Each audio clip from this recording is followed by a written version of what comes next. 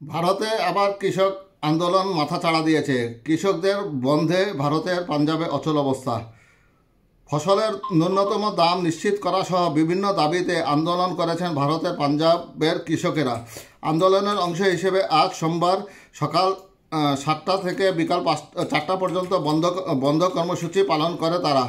এই সময় পাঞ্জাবের গুরুত্বপূর্ণ সড়কগুলোতে যান চলাচল বন্ধ করে দেন আন্দোলনকারীরা। উদ্ভূত পরিস্থিতিতে 221টি ট্রেনের শিডিউল বাতিল করে কর্তৃপক্ষ।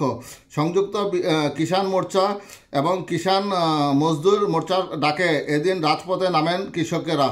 গতকাল সকাল থেকে পাঞ্জাবের বিভিন্ন জায়গায় জড়ো হতে শুরু করেন তারা। এক পর্যায়ে জলন্ধর দিল্লি জাতীয় সড়ক অমৃতসর দিল্লি হাইওয়ের উপর বসে পড়েন একদল আন্দোলনকারীরা। মোহালিতে বিমানবন্দরে যাওয়ার পথ আটকে দেওয়া হয়। আনন্দবাজার জানিয়েছেন, কৃষকদের কর্মসূচির কারণে যাতে কোনো বিশৃঙ্খলা সৃষ্টি না হয় সেদিকে বাড়তি নজর ছিল পুলিশের। আইনশৃঙ্খলা বজায় রাখতে মোহালিতে 600 পুলিশ মোতায়েন করা হয়। রাজ্যের পরিস্থিতির উপর বিশেষ নজর ছিল পুলিশের ঊর্ধ্বতন কর্মকর্তাদের। ফসলের ন্যূনতম সহায়ক মূল্য, কৃষি ঋণ মৌকুব, পেনশনের ব্যবস্থা এবং বিদ্যুতের বিল না বাড়ানোর মতো কয়েকটি দাবি নিয়ে দীর্ঘদিন ধরে ভারতে কৃষকদের আন্দোলন চলছে। গত 13ই ফেব্রুয়ারি থেকে দিল্লি সংলগ্ন পাঞ্জাব এবং হরিয়ানার শম্ভু ও খানাউড়ি সীমানার অবস্থান নেয় কৃষকেরা। 26শে নভেম্বর কৃষক নেতা জগজিৎ সিং ভল্লেওয়াল আমরণ অনশন শুরুর পর আন্দোলন নতুন করে উজ্জীবিত হয়ে ওঠে। এর আগে রেল রোকো কর্মসূচিও নিয়েছিলেন কৃষকেরা।